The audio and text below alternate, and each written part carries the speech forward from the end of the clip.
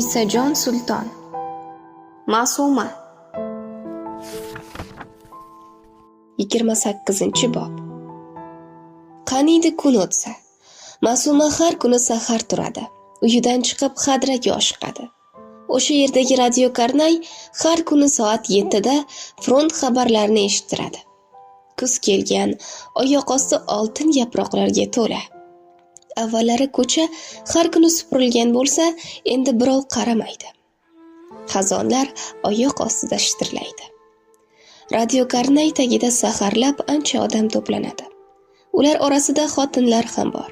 Barchasi oilasidan kimdir frontga ketgani uchun uyida o'tira olmay shu yoqqa chopgan kishilar. Diqqat qiling, Moskvadan gapiramiz. Hamma jim bo'lib qoladi. Nigohlar karnayga qaratiladi. Bir necha kun davom etgan shiddatli janglar natijasida dushmanlarning 35 ming zobiti va oddiy askari o'ldirildi hamda yarador qilindi. Qo'shinlarimiz Taganrog shahrini tashlab chiqishdi. Kecha dushmanning 34 uchog'i yo'q qilindi. Bizning yo'qotishlarimiz 8 ta. Shimoliy frontda birgina aviaqismimiz dushmanning 80 ta tankini, 180 avtomashinasini va 1000 dan oshiq piyoda askarini yo'q qildi. Rasmiy axborot tugagach, odamlar tarqalishadi.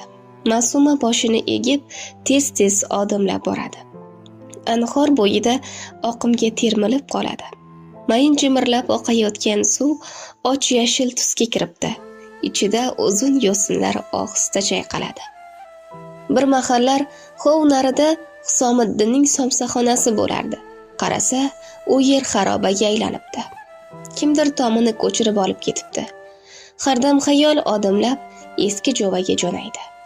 Teatrga kirib borganida hech kim yo'q ekan. Saldan keyin birin-ketin xizmatchilar, aktyorlar kela boshlashadi.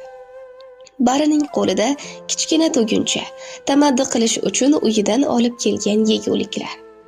Sababi, urush boshlanganidan bir necha oy o'tib, do'konlarda oziq-ovqat kamayib ketdi. Hamma narsa front uchun degan yozuvlar paydo bo'ldi. Ha, hamma narsa front uchun. G'alladon dun, un, go'sht, kiyim-kechakdan tortib ko'mirgacha. Otlar, sigirlar, qo'ylargacha frontga yuborilmoqda. Uning yoniga Mariya Kuznetsova keladi. "Opajon, o'g'illaringizdan xat xabar kelib turibdimi?" deb so'raydi moviy ko'zlarida hamdardlik balqib. Ma'suma bosh chayqaydi. "Mening otam ham frontga ketgan edi. 4 oyda xat keldi", deydi Mariya. "Rosa uzoq yo'l bosishibdi. Yetib borib o'rnashguncha shuncha vaqt o'tibdi. Xavotir olmanglar, sog' omonmiz. Dushmanni tezda yengib, qaytib boramiz", debdi. "Shu kunlarda siznikilardan ham xat kelib qoladi, ishoning." Bu qiz atay ko'nglini ko'tarishga harakat qilayotganini Ma'suma bilib turadi. Unga minnatdor bosh irg'ab, qo'llarini ushlab siqib qo'yadi. Urush alomatlari har yoqda sezilib qolgandi. Kishilarning usti yupun, avvalgi yurishlar yo'q. Aylanib Abzining yoniga kirsa, yangi farrosh juvon Klava unga o'z taqdiri haqida so'zlab berayotgan ekan. "Mening hayotim haqida kitob yozsa arziydi. Otam harbiy qo'mondon edi. Uni xalq dushmani, onamni xalq dushmanining xotini deb qamoqqa olishgan. Bizni esa turli shaharlardagi yetimxonalarga tarqatib yuborishgan. Meni 6 oydagi Kament shahriga jo'natishgan. U yerda 3 yil yashaganman. Onam Magandan qamoqda edi.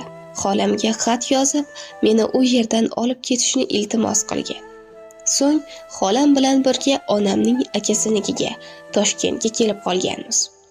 Urush boshlanganida Qizil Oqsoy zavodiga ishga kirdim. Biz hazillashib uni Och Oqsoy derdik. Chunki u yerda juda oriq odamlar ishlashardi. Ishchilarga ro'yxat bilan yegulik tarqatilardi. Bizni lavlagi, makaron va hatto toshbaqa tuxumi bilan boqishgan. Afsuski, qattiq shamollab u yerda ishlolmay qolganimdan so'ng qo'shni Mutal aka meni shu yerga olib keldi." Klavaning hikoyasini tinglarkan, Ma'sumaning xayoliga bir fikr keladi.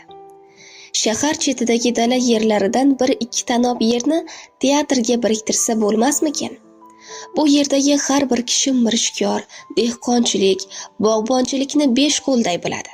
Sababi har uyning bir parcha yeri, bog'i bor. Kishilar shu bilan tirikchilik o'tkazishadi. Aktyorlarga nima bo'lsa ham yordam berish kerak. Ma'sumaning yodiga Do'mbiroboddagi yam-yashil dalalar, bog'lar keladi. O'sha tomonlardan teatr uchun bir necha tanob yer ajratilsa bo'lmasmikin deb o'ylaydi u. Shu o'yi o'ziga ma'qul tushib, Mannon Uyg'urning xonasiga yo'l oladi. Og'a Miskevich bilan bir nimalarni so'zlashib turgan ekan. Ma'suma o'ng'aysizlanib eshikni yopmoqchi bo'lsa, Mannon Uyg'ur "Kelaver", deydi.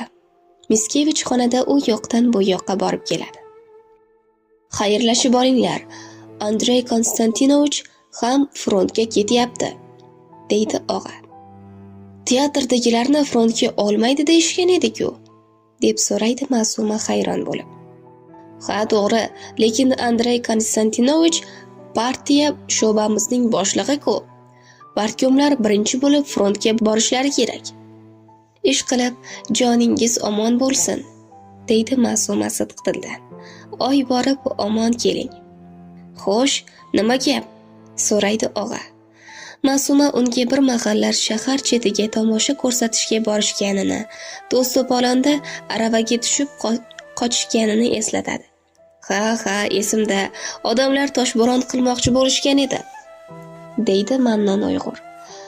"O'sha yoqda olmazorlar bor edi", deydi Ma'suma. "Bar qurib yashnab yotgan edi. Arig'ining suvida qo'l betlarimizni yuvib, suvdan ham ichib olgan edik." Xo'sh, u yerlar davlatniki bo'lsa, siz hukumatga aytsangiz bir ozgina yerni teatrga ajratib bersa bo'larmikin?" deydi Ma'suma. "Meva sabzavot, ekin-tikin qilardik. Balki mol qo'y asalari boqsa ham bo'lar. Teatr jamoasi o'zi kichkinagina o'sha yerdan bir oz yegulik kelib turar." "Ajoyib fikr", deydi og'a. "Ammo unga kim qaraydi, kim ishlaydi? Ishchilarga mablag'ni qayerdan topamiz?" "Men bir chorasini qilaman", deydi Ma'suma. "Bu yerda o'tirganimdan foyda yo'q. Qaytanga mehnat bilan chalg'imasam bo'lmaydi. Ishchilarga kelsak, ularga haqni hosildan to'lasa ham bo'ladi." "Ofarin, bu ishingizni jon deb qo'llab-quvvatlayman", birdan Miskevich tilga kiradi. "Bir qog'ozga jamoa nomidan ariza yozib beringlar. Bu ishni men ketmasimdan oldin tezda hal qilmasak bo'lmaydi." Bir soat o'tib o'tmay Miskevich jamoaning arizasini olib teatrdan chiqadi. "Bu o'y qayerdan aqlingga kela qoldi?" hayron bo'lib so'raydi og'a. "Juda yaxshi o'ylabsan-da. Nafaqat jamoaga, balki o'sha yerdagi bir qancha kishilarga ham yordam bo'ladi. Ishqilib, yuqoridagilar ko'nishsa bas. Hozir yana bir yig'in o'tkazishimiz kerak. Frontdagilarning ruhini ko'tarish uchun kichik dastalar tuzish lozim." "Men ham borsam bo'larmikin?" deb so'raydi Ma'suma ikkilanib. Go'yo front dastasiga qo'shilib jang bo'layotgan joylarga borsa, o'g'illarini ko'radigandek. "Menimcha, iloji yo'q", qo'llarini ikki yonga yoyadi og'a. "Vaqti kelib, u ham ro'yobga chiqar. Yura qol, majlis vaqti bo'lib qoldi." Majlisxona chiroqlarsiz, pardalari ochib qo'yilgan. Jamoaning bir qancha kishisi g'o'ng'ir gaplashib turishgan ekan. Mannon Uyg'ur frontga boradigan aktyorlar nomini bir o'qib eshittiradi. Navbatchi rejissyorga qaysi tomoshalarni tayyorlash kerakligini tayinlaydi. Ma'suma eng chetdagi kursilar qatorida aytilganlarni tinglab o'tiradi. Majlis tugaydi. Bir vaqt qarasa, qor. Tashqarida lopullab laylak qor yog'a boshlabdi. Kulrang yo'llar, yo'laklar, daraxt shoxlari oqlik bilan qoplanib ulguribdi. "Qaranglar, qor", deydi u xushxollik bilan. Go'yo barcha ko'rgiliklarni qoplab oladiganday, tevarakni samoviy oqlikka burkab, beozor yog'adi qor. "Chiqib o'ynasakmikin, qorbobo yasasakmikin?" Haliyam bolaliging qolmabdi, Ma'suma, tanbeh beradi unga Mannon Uyg'ur. Ma'suma betlari qizarib yerga qaraydi. Haqiqatan ham bolalik davrlaridan esda qolgan qor zavqi-shavqi boshga tushgan ko'rgiliklarni bir lahzaga unuttirdi-yu, o'ylamay shunday deb yubordi. Lekin deraza yonidan nari ketolmaydi. Ruhi tashqaridagi qor uchqunchalari orasida uchadi. Charx urib qanot yoyadi. Kechga yaqin Miskevich ko'tarinki ruhda qaytib keladi. Hukumatdagilar teatr uchun Qorasaroydan bir bog' ajratishga rozi bo'lishibdi. Ertaga ertalab siz, men va Mannon bog'ni ko'rib, qabul qilib olgan boramiz, deydi Miskevich. Ma'suma qoniqish his qilib jilmayadi. Qor bahona hamma uy-uyiga keta boshlaydi. Ma'suma tashqariga chiqib bir oz aylanib yuradi. Qo'lini qorga tutib, betakror zarralar kaft haroratida erishishini tomosha qiladi. Tilini chiqarib qor zarralarini tutib olmoqchi bo'ladi. So'ng boshimda shuncha ish bor-u, qilgan qilig'imni qara-ya, deydi xo'rsinib. Yana binoga qaytib kirsa, tatar qorovul uyingizga bormaysizmi? deb so'raydi. Yo'q, abzi, deb javob qiladi Ma'suma. Bugun teatrda qolaman. Ertaga saharlab bog' ko'rgani boramiz. Shunday deb, binoning ort tarafidagi kichik hujraga yo'l oladi. Rashid abzi uning ortidan ikkita perashka olib kiradi. Buni xatinim pishirdi, ashag'iz duo qilag'iz, deydi. Ma'suma minnatdorchilik bildirib, perashkalarni yeb olgach, yig'ma karavotga cho'ziladi. Qor zarralari singan oynasi o'rniga qog'oz yopishtirib qo'yilgan derazaga o'rilib tiqirlatadi. Tun jimjitligi aro eski binoning allaqayerlaridan tushunarsiz saslar chiqadi. Ma'suma ularga quloq tutib yotadi. Esiga Bostixon bilan teatrga ilk bor qadam qo'ygan kunlari keladi. U kunlar juda olisda qolib ketganday. O'tgan davr jonlanadi. Yo'laklarda shavq bilan qushchalarday xilpirab uchib yurgan yoshlar, bir nimalarni kuyib pishib o'qtirayotgan kattalar. Hammasi xayolda allaqanday qorishib gavdalanadi. Gurji kishi qurgan bino, Kolizey, Yevropa, eski Jova, so'ng frontda nimalar bo'ldi ekan bugun, deb o'ylaydi. Kechki xabarlarni eshitolmaganiga afsuslanadi. Shundan so'ng hamma yoq ajib bir sokinlikka cho'madi. Derazaga urilayotgan qor tovushi uni tinchlantiradi. G'ujanak bo'lib olgan ko'yi ko'zi ilinadi. Ertalab sahar uyg'onadi. Xona sovib ketibdi. Bekor bu yerda qolibman. Uyda hech yo'qsa tancha bor edi, deb o'ylaydi. Tashqariga chiqsa, qor tinibdi. Ammo samoni bir xildagi kulrang bulutlar qoplab olibdi. Quduq suviga yuzini yuvmoqchi bo'lib qarasa, muzlab qolgan ekan. Qor bilan qo'llarini, yuzini yuvadi. Qaytib kirganida Rashid abziga duch keladi. "Men seni izlab qaydasin edi?" deb so'raydi abzi. "Yari, kel, nonushta etamiz." "Soat nechi bo'libdi?" 6:30. "Frontdan xabarlarni eshitmaymizmi?" deydi Ma'suma ro'molini tomog'i ostidan tang'ib bog'lar ekan. "Siz bemalol nonushta qilavering, men hadraga borib eshitib kelaman." "Ayda qizim, qayga borasen? Ag'anin bo'lmasin-de, radio bor, o'shandan tinglaymiz." Rashid abzining kichkina xonasi issiq, cho'yan pechkada ko'mir lang'illaydi. Abzi dasturxon yozib non turshak qo'yadi, choy damlaydi. Qand solib nonushta qilishgach, Uyg'urning xonasiga borishadi. Roppa rosa 7da o'sha yo'g'on, zalvorli ovoz yangraydi. "Diqqat, diqqat! Butun front bo'ylab shiddatli janglar davom etmoqda. Dushmanning 20 ming askari, 57 tanki yakson qilindi. Qattiq mudofaadan so'ng qo'shinlarimiz Kinges va Krivoy Rog shaharlarini tark etishdi." Ma'suma "Ey Xudo" deb yuboradi-yu, cho'chib Rashid abziga qaraydi. Rashid abzi o'zini eshitmaganga oladi. Radio tafsilotlaridan so'ng front ortidagi, mamlakat ichkarisidagi kishilar matonati haqida so'zlay boshlaydi. Ma'suma toza havodan bir oz nafas olgisi kelib tashqariga chiqadi. Bir nechta qarg'a daraxt shoxlariga qo'nib olibdi. Ulardan biri Ma'sumaga qarab qattiq qag'illaydi-da, qanotlarini og'ir qoqib uchib ketadi. Shu etib qor to'kiladi. Shu mahal bir yuk mashinasi tarillab, g'ildiraklaridan qor sochib, shu yoqqa kela boshlaydi. Yaqinlashib to'xtagach, eshigi ochilib, undan ko'zlari qizargan, qattiq toliqqan Miskevich tushadi. "Ha, Qoriyeva, muncha erta kelibsiz", deydi nomigagina bosh irg'ab. "Bog'ni o'ylab uxla olmadingizmi?" "Ha, shunday", deb qo'ya qoladi Ma'suma, teatrda tunab qoldim degisi kelmasdan. "Men ham tuni bilan mijja qoqmadim", deydi Miskevich. "Mannon kelmaydigan bo'ldi. Uni front dastalari masalasiga madaniyat sho'basiga chaqirishibdi. Bog'ni ikkovimiz borib ko'rib kelamiz. Chiqing mashinaga." Ma'suma kabinaga chiqqach, siqilishib o'tirib olishadi. Mashina gurillab ortiga qaytadi. Chapga qayrilib, qor bosgan Karl Marks haykali tomonidan o'tishadi.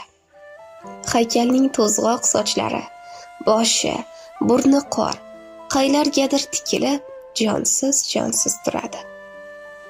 "Qayoqqa boryapmiz o'zi?" deb so'raydi Ma'suma. "Botkin mozori yonidagi ombordan yoqilg'i olish kerak ekan. So'ng Qorasaroyga boramiz", deydi Miskevich. Ko'chalarda odam oz, ahyon-ahyonda imillab ketib borayotgani bir ikki kishi ko'rinadi xolos. "Bolalarni evakuatsiya qilish punktini ochib kelyapmiz", deydi Miskevich horg'in ovozda. "Urushda tashlab chiqilgan joylardagi bolalar Toshkentga yuborilyapti.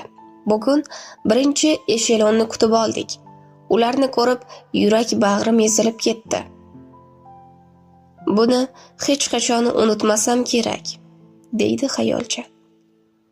3 yashardan 16 yoshgacha bolalar. Bir qarashda hammasi birday. Qo'rqqan, qiynalgan, hurkkan. Poyezd kelib to'xtaganidan so'ng Ma'ruf vazirligidan Adham Tursunov ikkovimiz vagonga chiqdik. Adham, "Bolalar kim nonushta qilishni xohlaydi?" degan edi. Barchasi birdan jonlanib ketishdi. Aslida ularni hammomga olib borish kerak edi. Ammo ahvolni ko'rib chidab tura olmadik. To'ppa-to'g'ri oshxonaga olib bordik. Navbatchi shifokor haftalab ovqat yemagan bu bolalarga issiq ovqatni ko'p bermanglar, zarar bo'ladi deb tayinlayverib esi ketdi. Ularni ovqatlantirib, Poltoraskiy ko'chasidagi hammomga olib bordik. Ko'pchiligining eti borib suyagiga yopishib qolgan. "Kasalman", dedi. Hammomdan evakuatsiya joyiga olib borish eng qiyini bo'ldi. Bolalar shunchalar holdan ketishgan ekanki, ovqat va hammomdan keyin yura olmay qolishdi. Bir qanchasini qo'lda ko'tarib olib bordik. Har birini ro'yxatga olib, ism-familiyasini yelkasiga tikib qo'ydik. Tuni bilan hech kim uxlagani yo'q. Temir yo'l bilan muttasil bog'lanib, qaysi poyezd qachon jo'nashi, kim qayerga yuborilishi aniqlanardi. Poyezd yurishidan 1 soat avval ularni uyg'otib, vokzalga jo'natishardi. Ungacha odamlar kelishib, bolalarni uylariga olib keta boshlashdi. Eng qiynalgan kasalmandlarni birinchi bo'lib olib ketishdi. Ba'zi kishilar esa evakuatsiya joyidan ketmay o'sha yerda qolishdi. Bolalar jo'nab ketgan xonalarni yuvib tozalashga yordam berishdi. Shu kechasiyoq kasal bolalar uchun Vesna ko'chasida karantin ochdik. Ularga "Endi och qolmaysiz, oziq-ovqatingiz yetarli bo'ladi" degan gap kamlik qilardi. G'amxo'rlikka, yaxshi gapga zor edilar. Tavba, eski tuski o'yinchoq yoki yirtiq koptok bolani hayotga qaytarishini umrim bino bo'lib endi ko'rdim.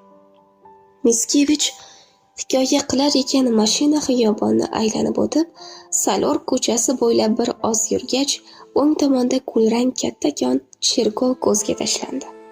Ma'suma unga qiziqsinib qarab qolganini ko'rib, "Bu bino aslida Isoning muqaddas yuragi deb nomlangan. Katolik ibodatxonasi edi", deb izoh beradi Miskevich negadir ma'yus tortib. Uni shu yerda xizmat o'tagan polyak askarlari qurishgan. Loyihani esa mashhur me'mor Pankachevich chizgan. Oq podsho ag'darilgach, qurilish to'xtab qolgan. Hozir esa oziq-ovqat omborxonasiga aylantirilgan. 12 Terak ko'chasida Yahudiy sinagoga ham bor edi.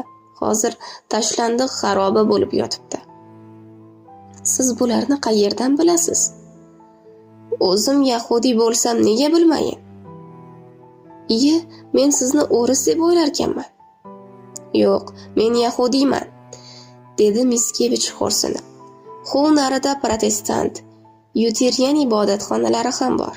Ular bundan 20 yilcha burun qurilgan. Agar boshqacha nazar bilan qarasangiz, ular sizga o'tmish voqealarni so'zlab beradi. Qorasaroy ko'chasiga qarab boraverishda qishki bog'lar boshlanib ketdi. Miskevich soatiga qarab o'zicha nimalarnidir mo'ljallab borar edi. Yana bir oz yurilgach, yo'l chetida turgan 2 kishi ko'rinadi. Miskevich mashinani ular yonida to'xtatib, eshikni ochib pastga tushdi-da, Ma'sumaga ham tushing dedi. Salomlashilgach, shu yermi deb so'radi. Xuddi shunday. Chinni zavodining dala hovlisi, deb javob qildi kutib oluvchilardan biri. Bahor kelsa devorlarni tuzatib beramiz. Hovnarida bir uycha bor, ammo eshik romlarini o'g'irlab ketishibdi. Uni ham epag'iga keltirsa bo'ladi. Haqiqatan ham Olmazor adog'iga kichkinagina loysuvoq uycha ko'zga tashlanardi. Ma'suma uning ortidan Miskevich qor kecha-kecha o'sha yoqqa qarab yurishdi. Bu yerning bir tomoni baland, narigi tarafi past ekan. Suv qanday chiqadi? deb so'radi Ma'suma. Yo'q, ayni muddao ariq tepadan o'tgan, javob qildi qozoq kishi. Boraverishda ishkom ham qilingan, lekin yog'ochlari sinib, uzum zanglari yerda yotgan ekan. Miskevich o'sha yoqdan uycha tomon yura boshladi.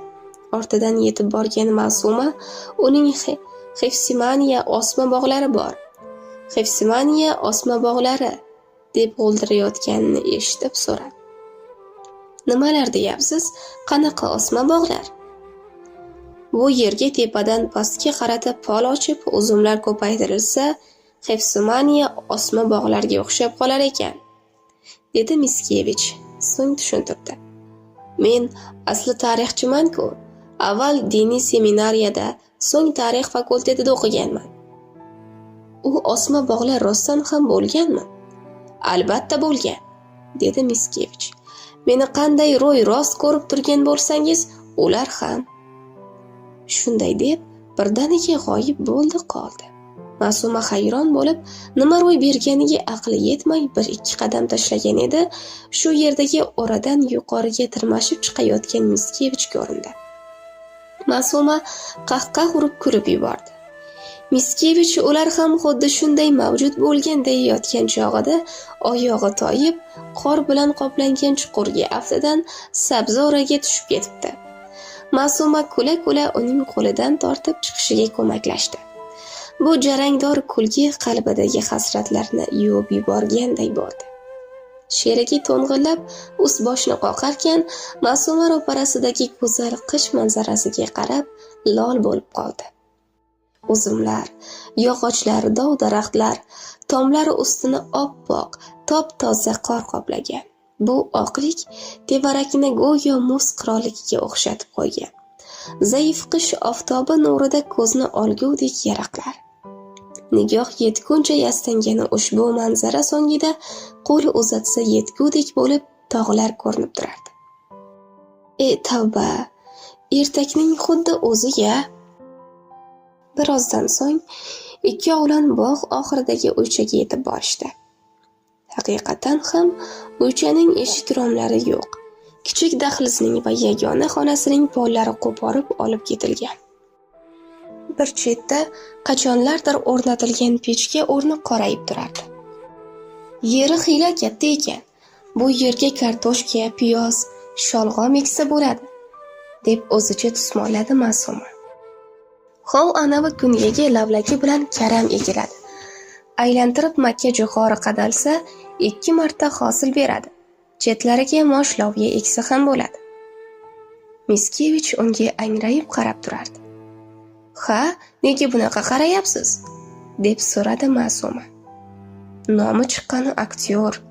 Bularni qayerdan bilasiz?" Ma'suma kulib yubordi. "Andrey Konstantinovich, bular har bir o'zbek biladigan oddiy ishlar-ku." Qozoq kishi ular ortidan yetib kelib, yong'ichidan bir nechta qog'oz chiqardi-da, Miskevichga uzatib, "Shularga imzo chekib bersangiz bas", dedi. Miskevich uning aytganini qildi. So'ng rahmat aytib, "Tezroq qaytmasak bo'lmaydi, ish ko'p", dedi. Qorli yo'l chetida ular kelgan mashina qorayib turardi. Bu ulov Ma'sumaning yodiga o'tmish voqealarni, shuningdek, ayni damda qayerlardandir davom etayotgan qirg'inbarot urushni soldi. Juvonning yuzidagi shodlik so'ndi. Yana avvalgidek tashvishli qiyofa olib, Miskevich ortidan kabinaga suqilib kirib olgach, mashina tarillab qo'zg'aldi. Shaharga yetib kelgach, Ma'suma uyiga ketishni aytib tashqariga chiqayotganida Miskevich uning ortidan keldi. "Men indinga frontga ketaman", dedi. "Shu sababli ertaga bu yoqqa kelmayman. Yaxshi-yomon gaplarga rozi bo'ling. Ko'rishguncha." "Roziman", dedi Ma'suma sidqidildan. "Oy borib omon keling." Uyga kelsa, pochtachi Mahkam amaki cho'loqlanib ko'chadan kelayotgan ekan. Ma'sumani ko'rib allanechuk quvonib, "Oy qizim, senga xat bor", dedi uchburchak qilib buklangan qog'ozni ko'rsatib. Ma'sumaning nazarida charaqlab quyosh chiqib ketgandek bo'ldi. Sovqatgan qo'llari bilan u uzatgan xatni olib, nuqul "Rahmat, rahmat" deb takrorlardi. Mahkam cho'loq yoyilib iljayib uzoqlashdi. Ma'suma uyga kirguncha bo'lmay shosha-pisha xatni ochdi. Maktub Shavkatxondan edi. "Aziz oyijonim, uzoq vaqt xat yoza olmaganim uchun kechiring", deb yozar edi Shavkatxon. "To qayta taqsimlash joyiga yetib kelgunimizcha ham bizlarni guruhlarga ajratib, frontga yuborguncha ham xat yozishning imkoni bo'lmadi. Akam bilan biz Taganrogda ajraldik. Akam Belorussiyaga, men Nijniy Tagilga yuborildik. Mendan xavotir olmang, sog' salomatman. Albatta tez orada dushmanni qon qaqshatib g'alaba bilan qaytib boramiz. O'zingizni juda ehtiyot qiling", deb o'g'lingiz Shavkat. Maktub ostiga qarab, Ma'suma ko'z yoshi ila aralash kulib yubordi. Shavkatxon qog'ozning bo'sh joyiga "Bu sizga" deb aji-buji gul suratini chizib qo'yibdi. Ma'suma maktubni qayta o'qiyverdi. Sira qo'lidan qo'ygisi kelmadi. 2 kafti orasiga olib betiga bosdi. Uy muzlab ketgan ekan. Nihoyat xatni taxmondagi to'shaklar orasiga, xuddi birov o'g'irlab ketadiganday avaylab yashirdi. So'ng hovliga chiqib, o'tinxonadan o'tin olib keldi-da, ko'zlari achishi olov yoqdi. Saldan keyin tutun siyraklashib, ho'l o'tinlar yona ketdi. Badaniga sal issiq o'tib, bir nima yegisi kelib qarasa, uyda hech nima yo'q. Tunov kuni saroygacha chiqarib yuborgan yarimta non qotib qolgan ekan. Shuni suvga uyutib yeb oldi-da, taxmon orasidagi xatni yana qo'liga oldi. Yana qayta o'qidi. Yozuvlarni siypaladi. Ulardan xuddi bolasining tafti kelayotganday bo'ldi. Haqiqatan ham shunday-ku. Shavkatxonning qo'llari necha marta tekkan ekan bu qog'ozga. Maktubning satrlarini bir-bir o'pib, yuziga bosgan ko'yi o'ringa yotib oldi. Shunda xayoliga bir o'y urildi. Akam bilan biz Taganrogda ajrashdik deb yozibdi-ku. Axir radio kechagina qo'shinlarimiz Taganrogni tashlab chiqishdi deb aytmadimi? Yana dushmanning 35 ming askari yakson qilindi demadimi? Ne qirg'inlar yuz berdi ekan u yerda. Vujudi muzlab, xayoli xudoga og'di. Endi Xudoyimgina yordam bera oladi deb o'yladi. Bir o'zing yordam bera olasan, bolalarimni panohingda asra deb yolvordi. Kechasi 2-3 marta turib pechkaga o'tin soldi. Uy devorlari o'zidan muz ufurayotganga o'xshardi. Temir choynakka qor to'ldirib keldi.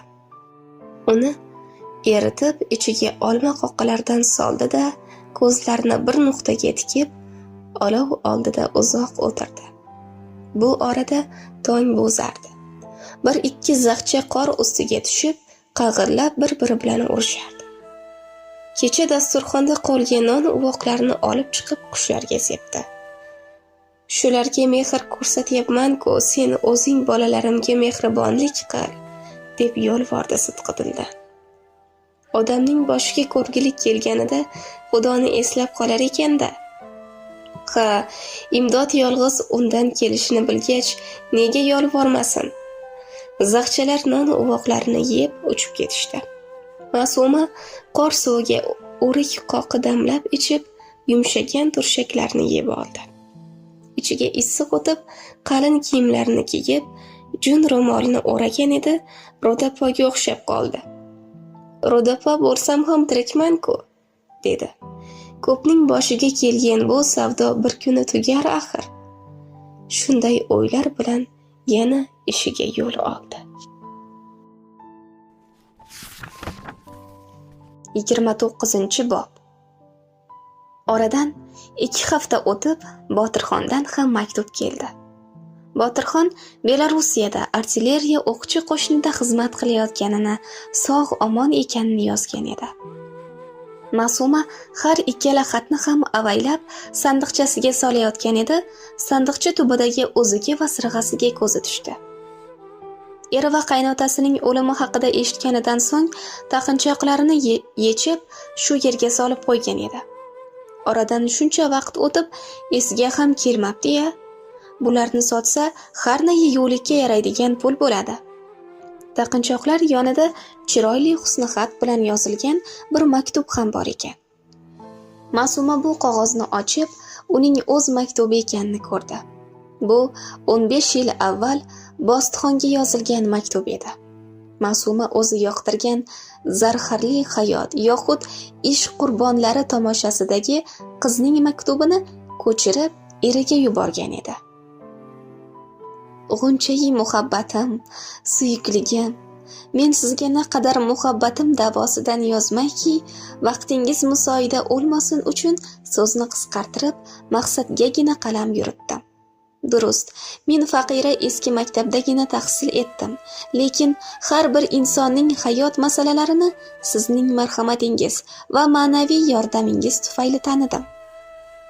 Ikkinchi muddao, afandim, endi tezdan ijtihod etingiz kim, ikkimiz elimizni, siz qushi bo'lganda men mahtobi bo'lib, qorong'u vatanni yoritaylik.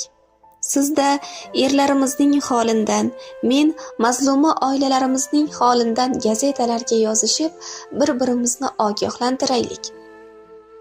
Chin maqsudingiz bo'lgan qizlar maktabini ochaylik. Qadrsiz hamshiralarimizni ilm naqdi bilan ko'tarishaylik. Chin yashaylik. Kelajakdagi avlodlarimizni mozorimizga borib, erlari sizga, qizlari bizning qabrimiz uzasini oq qizil gullar sochib, ruhlarimiz olqishlarlik darajada bir xizmatlarni maydonga qo'yaylik. Eri bu maktubni o'qib, jilmayib, ofarinlar aytganini, mehr to'la ko'zlari bilan suyib boqqanlarini esladi. So'ng, "Yo'q", dedi. "Eslanmas bo'lib ketsin demaganmidim?" Qog'ozni o'z joyiga qo'ydi-da, sandiqchani yopdi. Taqinchoqlarini olib, harbiy komissariyatga jo'nadi.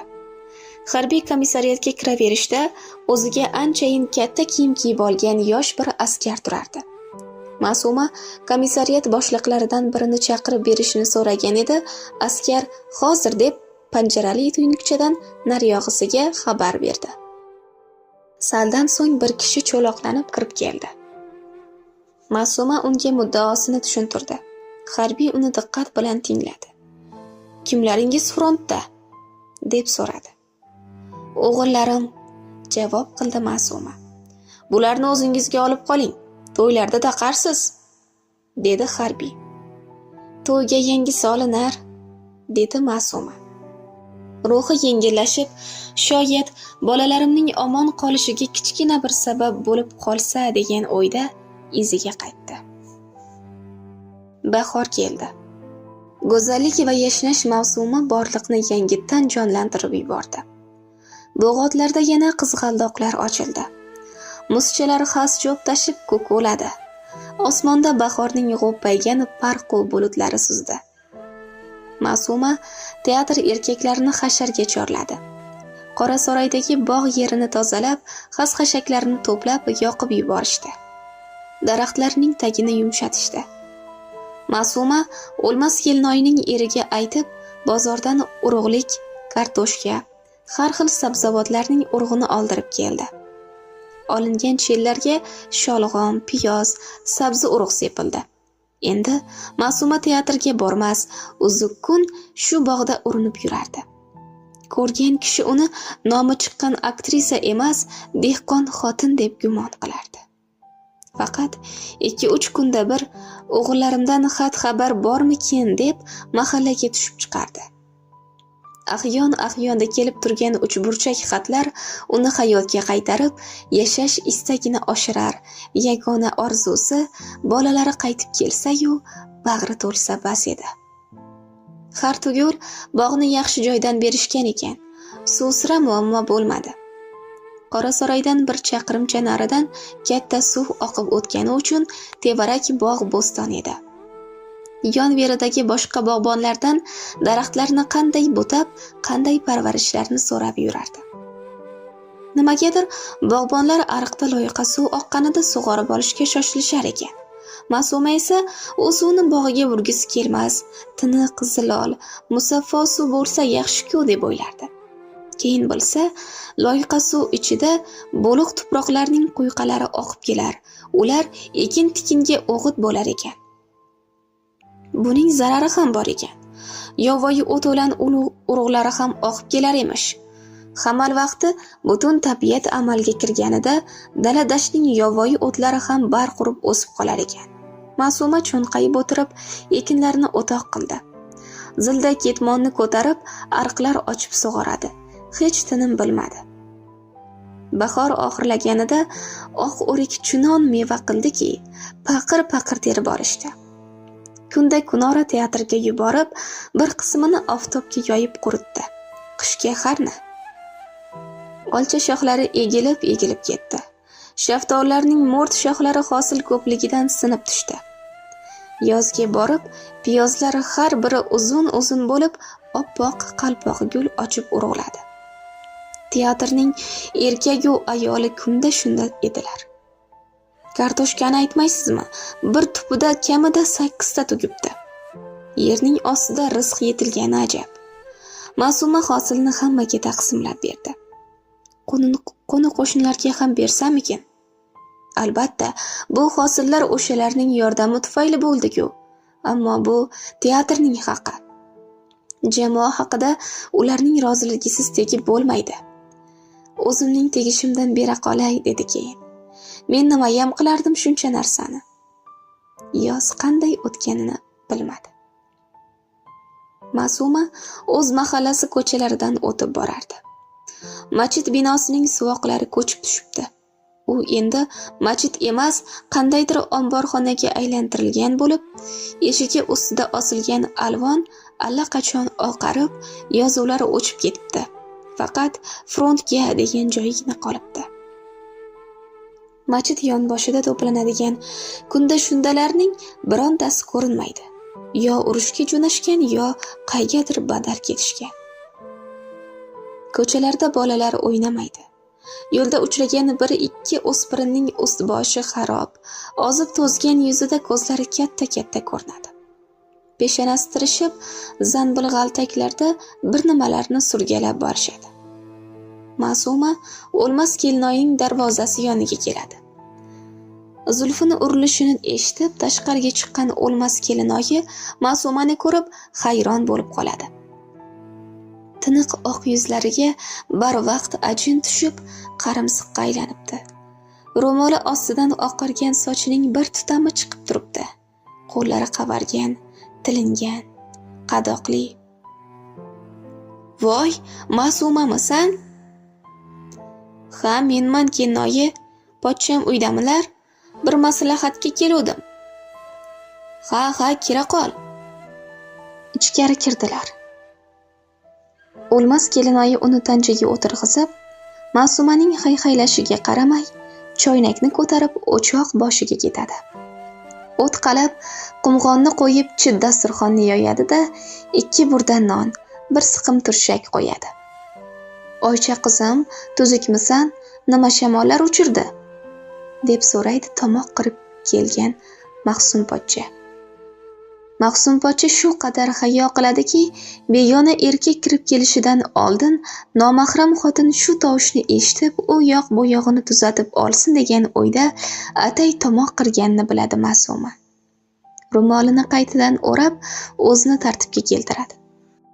Rahmat, yuribman tuproqdan tashqarida, deydi pochchasiga salom berib. Pochcha, teatrga tuxum kukuni berishdi, 20 qop. Uni shu turishida odamlarga bo'lib bersak, bir oyga ham yetmaydi. Qolaversa, ba'zilari arzon garovga sotib yuborishlari mumkin. Siz bozorning past-balandini yaxshi bilasiz. O'zingiz bosh-qosh bo'lib, shuni sotsangiz-da, o'rniga bir qancha sigir olib bersangiz. Tuxum kukuni? Mahsum pochcha bunday narsani endi eshitishi, peshonasini ishqalab o'ylanib qoladi. O'zi qandoq bo'lar ekan u? 15 grammi bitta tuxumga teng kelar emish. Bir qopda 50 kilocha bor. Ha, yegulik turi borki, narxi osmonga chiqib ketdi, dedi Mahsum pochcha bosh chayqab. Xo'sh, sigirni nima qilasan? Aziz aka degan bir kishi bor. Teatrda direktor o'rinbosari bo'lib ishlaydi. Shu kishi bilan maslahatlashib, tuxum kukunini sigirga almashtirsak, odamlarimizning uy ro'zg'origa oqlik bo'lib turadi degan to'xtamga keldik. Juda savobli ish qilibsizlar, baraka topinglar, dedi Mahsum pochcha. Men bozordagi bilan gaplashib ko'ray, senga javobini aytaman. Aslida shu kunlarda unisini ham, bunisini ham narxi qimmat bo'lsa kerak. Bolalaringdan xat-xabar kelib turibdimi? Shukr, oyda bir xat keladi. Jonlari omon. Men bora qolay? Yo'q, shoshma endi. Modomiki kelding, Kennoying bir nima pishiryapti. Og'zing tegib qolsin. O'lmas Kelinoyi darrovgina atalab pishiribdi. Uni kosalarga qo'yib keldi. Ma'suma umri bino bo'lib bunaqa shirin atala ichmagan edi. Mahsum pochchaning odmiy uyi, kichkina xonasi, tancha issig'i, bularning bari mislsiz rohat, farog'at bo'lib tuyuldi. Atala yeb bo'linib, bir piyola qoqi damlama ichilgach, Ma'suma qo'zg'aldi. Uyingga kirmaysanmi? deb so'radi Mahsum pochcha. Yo'q, ko'rpa to'shagim bilan teatrga ko'chib ketgan edim. Bog' berilgandan so'ng esa o'sha yoqqa keta qoldim. Mahsum pochcha ham, O'lmas Kelinoyi ham tez kelib tur, uzoqlashib ketma, deb xayrlashib qolishadi. Oradan 2 hafta o'tib teatr kiraverishida shunday e'lon paydo bo'ladi. Teatr xodimlari diqqatiga, quyidagilar teatr direksiyasi tomonidan sigir bilan ta'minlanadilar. Shundan so'ng sigir beriladigan kamxarj, serfarzand kishilar ro'yxati yozib qo'yilibdi. Kishilarning quvonishidan Ma'suma xursand edi. Lekin ro'yxat orasida o'zining ismini ham ko'rib, Aziz Sobirovga yuzlangan edi, u jilmayib qo'ydi. Kattakon bog' bo'lsa, bir chekkada o'tini chaynab, kavsh qaytarib yotaveradi-da, qaytanga ko'paysa, sut qaymoq bo'ladi. Yo'q, yolg'iz boshimga sigir nima kerak? Rad qildi Ma'suma. Menga ajratilgan sigirni qorovul Mutal akaga bera qolaylik. 3 ta bolasi yoniga yana 3 ta yetim asrab olgan. Qo'li yupqa kishi. Menga esa o'g'illarim kelishsin, ana o'shanda olsam yarashadi. To'ylar qilsam, nevara ko'rsam, o'shanda bitta emas, 10 ta sigir olaman. Bu orzumand xotinning so'zlari shunchalar ta'sirli ediki, hamma bir ovozdan shoyat deb yuboradi. Ma'sumaga atalgan sigir teatr qorovuliga beriladigan bo'ldi. Qorovul qo'lini ko'ksiga qo'yib, tirish yuzlari yoyilib, kutilmagan shodlikdan esankirab, barchaga rahmat aytardi. Lekin yana bir muammo ko'ndalang bo'ldi. Ba'zi kishilarning uyida sigir boqishning iloji yo'q ekan. Shunday qilib, 5-6 ta sigir Qorasaroyga, bog'ga jo'natiladigan bo'ldi. Hali kunlar iliq bo'lgani uchun bulturgi shoxlardan nari-beri qo'ra tiklab, sigirlarni bog'lab qo'yishdi. Bu tilsiz hayvonlar mehrni qanday sezishiga hayron bo'lardi Ma'suma. Ularning ikkitasi bo'g'oz edi.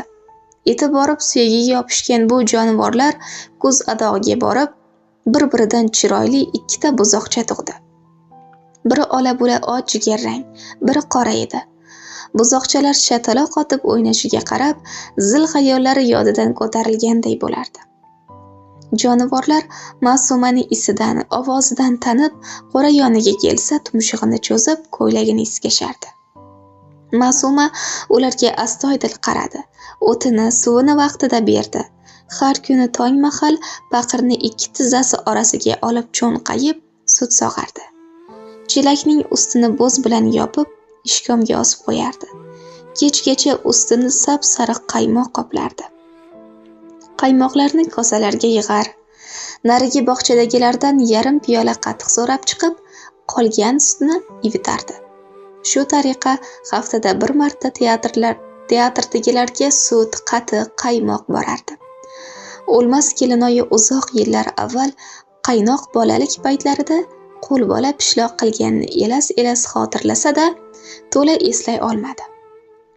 Suzmani bo'zga o'rab, quritgani qo'ydi, biroq pishloq u o'ylaganday chiqmagani uchun bu ishidan voz kechdi. Tevarak ham, samo ham asta-sekin o'zgarar, ko'z oyoqlab borardi. Uzum zanglari qizarib, anor rangini oldi. Olma yaproqlarining yashil-sariq tovlanishlari bog'chaga yangi ko'rk baxsh etdi. Suvlar ozayib, zangor tusga kirdi. Ma'suma ariq bo'yidagilari, bog'cha chetlaridagi o'tlarni o'rib, g'aramladi. Bu ishlarni erinmay, qunt bilan bajardi. Chunki shu yumush, shu tabiat, o't-o'lan, sut, qaymoq islari uning zada qalbiga sokinlik baxsh etardi.